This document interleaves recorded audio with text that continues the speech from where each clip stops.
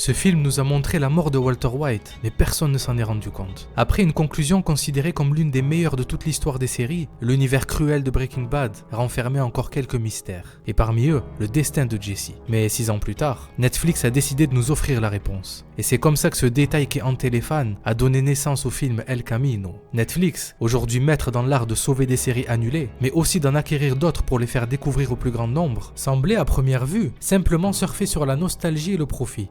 Goddamn right. En produisant ce film. Mais derrière ce coup marketing de génie se cache quelque chose de bien plus profond. Vince Gilligan, face à toute l'incompréhension, mais surtout la fascination que suscitait son antagoniste, Heisenberg, il devait revenir pour clore ce chapitre, et par la même occasion, rétablir la vérité sur le vrai message de la série. Et c'est ainsi que ce que beaucoup ont pris pour du simple fanservice s'avère être en réalité la clé, celle qui révèle le vrai sens de la fin de Breaking Bad. He's a sociopath. I am the danger.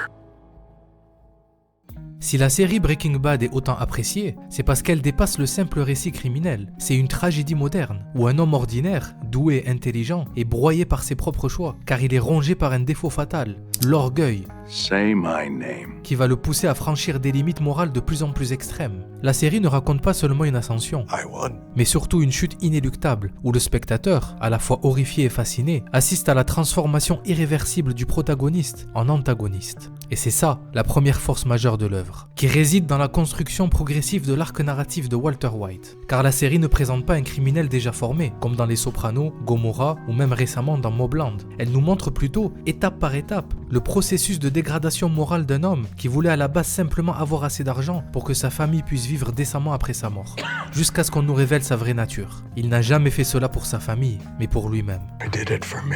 I liked it. Ce parcours narratif, parfaitement maîtrisé, nous a donné l'impression d'assister à une expérience cruelle et terriblement révélatrice sur la nature humaine. Car la deuxième qualité de la série, c'est la relation entre Walter et Jesse, qui structure l'ensemble. Walter est la figure paternelle, froide et calculatrice, tandis que Jesse incarne l'émotion brute, la culpabilité et l'humanité. Ce contraste a toujours eu pour but de nous permettre de nous identifier tour à chacun et de réfléchir aux choix qui définissent leur destin. Mais la plupart des gens ont autant négligé le parcours de Jesse que l'a fait Walter, et c'est là que ça devient intéressant. Tout le monde s'est concentré sur l'ascension et la chute d'Heisenberg, alors qu'en parallèle, Jesse a connu l'inverse. Pendant que l'un s'est élevé en perdant son humanité, l'autre l'a retrouvé en s'enfonçant dans les ténèbres. Parce que le véritable protagoniste de cet univers a toujours été Jesse. Derrière sa souffrance continue, à laquelle nous avons malgré nous participé, vous allez comprendre pourquoi, se cache un message tellement puissant qu'il est encore plus important que la tragédie de Walter White. Mais personne n'est allé creuser plus loin que ce qui est évident. Et c'est ce que ce film a tenté de nous faire comprendre. Mais le plus fou, c'est qu'à la base, ce n'était pas ce qui était prévu. Vince Gilligan avait initialement prévu que Jesse Pinkman meure à la fin de la première saison. Jesus.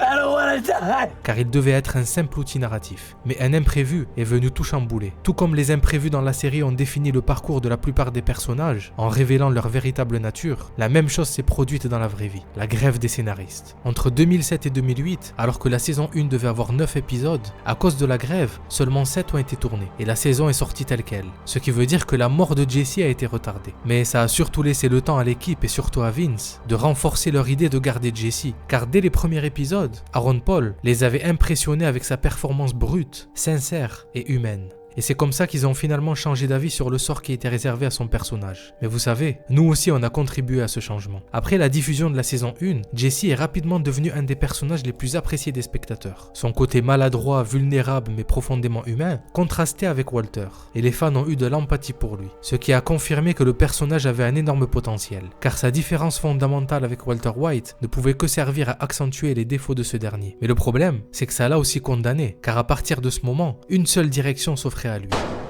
celle de la souffrance. Ever since I met you, everything I have ever cared about is gone. Ruined, turned to shit, dead. Ever since I hooked up with the great Heisenberg, I have never been more alone. I have nothing. Mais au bout du tunnel, il y a toujours une lueur d'espoir. À la fin de la série, il est sauvé par ce dernier, dans un acte que beaucoup ont cru être une rédemption, alors que c'était en réalité de l'égoïsme caché. Voilà un premier détail que la plupart des gens n'ont pas remarqué, parce qu'en réalité, jusqu'au dernier moment, Walter n'a pensé qu'à lui. Quand il a cru qu'après tout le mal qu'il a fait à Jesse, il voudrait forcément le voir mort, Do it. on comprend qu'il ne s'est jamais vraiment intéressé à lui pour réellement le connaître, car il a toujours été un moyen pour lui d'obtenir quelque chose. chose. What do you even care as long as you get what you want, right?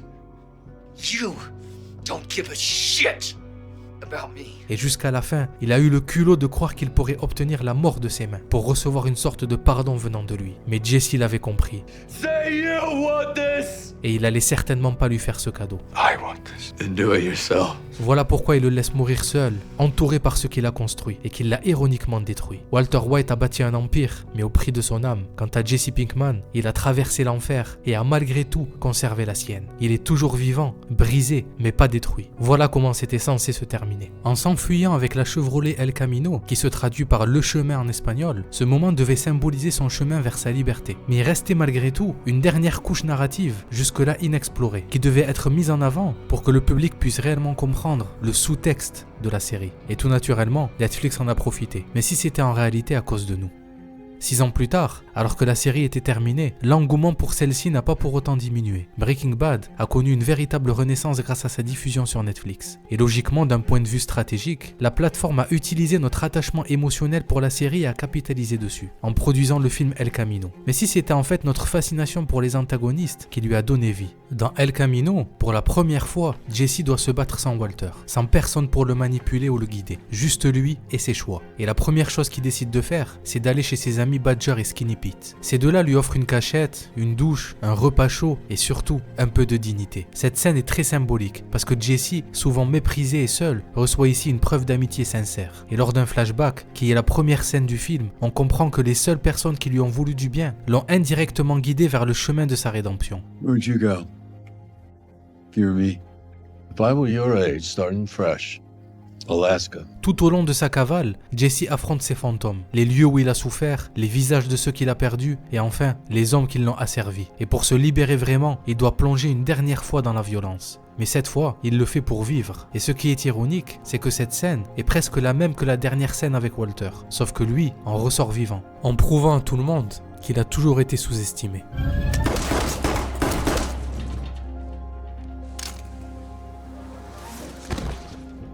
Mais la scène la plus révélatrice qui change tout est le flashback juste après, qui se place chronologiquement avant que Walt sache que son cancer était en rémission. Walt, I have your scan results.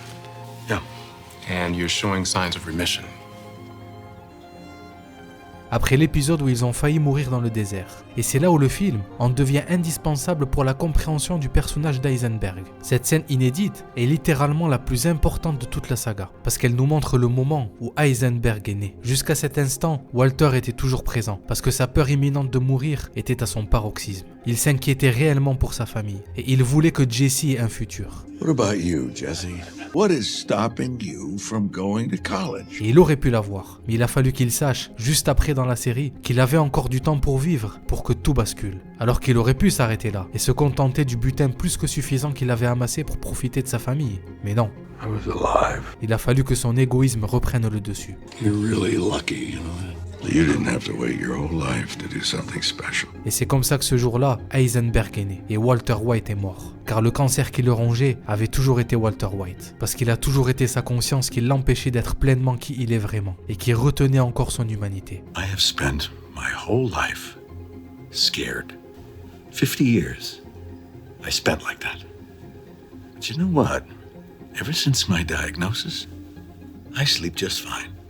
Voilà pourquoi Vince Gilligan a voulu faire ce film, pour nous révéler la vraie nature des deux personnages principaux de la série, qui restaient jusque-là malheureusement incompris. Parce que malgré nous, on a toujours admiré l'antagoniste au lieu du protagoniste. Jesse, qui était censé mourir au début de la série, en étant un junkie qui ne pensait qu'à l'argent sans se soucier des conséquences, grâce à son parcours douloureux et sa différence fondamentale avec Walter, a petit à petit, dans la difficulté, fini par se débarrasser de son addiction, de son attachement à l'argent et a pu découvrir des valeurs qu'il avait toujours eues en lui. Et c'est comme ça qu'il s'est rendu compte que les choses les plus importantes dans la vie sont nos rapports entre nous, qui peuvent autant être destructeurs que salvateurs. Et Heisenberg s'en est jamais rendu compte. I am not in danger, Skylar. I am the danger. A guy opens his door and gets shot, and you think that of me? No. I am the one who knocks. I think there was kind of a monster underneath it all. He could lie to anyone, including himself, better than anyone alive. Même après sa chute brutale, mais surtout tranquille dans sa petite cabane, il n'a même pas réussi à voir plus loin que sa personne. Parce qu'au final, l'argent ne rachète pas l'humanité. I don't want anything from you.